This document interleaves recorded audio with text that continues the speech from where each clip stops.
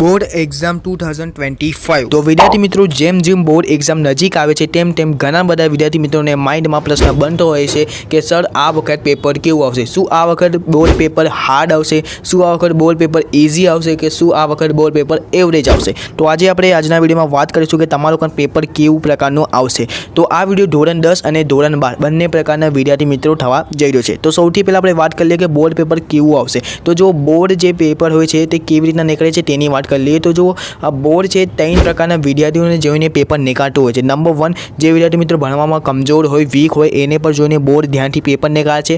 અને નંબર 2 એટલે કે જે વિદ્યાર્થી મિત્રો એવરેજ હોય 50 થી 60% લાવતા હોય એને પર જોઈને પેપર નીકાળતો હોય। અને નંબર 3 જે વિદ્યાર્થી મિત્રો 80+, 90+ જે વિદ્યાર્થી મિત્રો ટોપર હોય એમને પર જોઈને પેપર નીકાળતો હોય છે।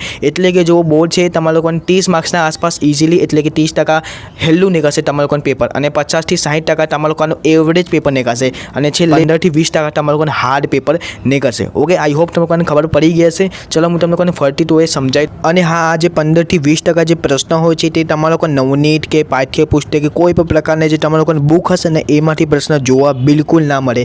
આ જે પ્રશ્ન છે 15 થી 20% તે તમારા લોકોને અલગથી જ બોર્ડ પ્રશ્ન બનાવશે ટોપર્સ માટે, જેથી જે ટોપર્સ છે 100 માંથી 100 માર્ક્સ ના લાવી પાય એટલે એના માટે હાર્ડ પ્રશ્ન બનાવશે, અને એ પ્રશ્ન તમને લોકોને ગાઈડમાં નવનીતમાં ક્યાંય જોવા નહીં મળશે। ઓકે, આઈ હોપ તમને લોકોને કમ્પ્લીટ ખબર પડી ગઈ હશે। અને જો તમને લોકોને કમ્પ્લીટ ખબર ના પડી હોય તો પણ હું તમને લોકોને સમજાવું છું। જેમ તમને લોકોને વર્ષ 2018માં પેપર આવ્યું, 2019માં આવ્યું, 2021-22માં આવ્યું, બસ એવા જ પ્રકારના પેપર તમારા લોકોના આવશે। હા, બ્લુ પ્રિન્ટ તમારા લોકોને 2020ના પ્રમાણે રહેશે। તો આઈ હોપ તમને લોકોને કમ્પ્લીટ ખબર પડી ગઈ હશે। અને જો વિદ્યાર્થી મિત્રો આપણો વિડીયો ગમે હોય તો લાઈક કરો, ચેનલ પર પહેલી વાર આવો તો ચેનલને સબસ્ક્રાઈબ કરજો, અને તમારા એક મિત્ર સાથે જરૂરથી શેર કરજો।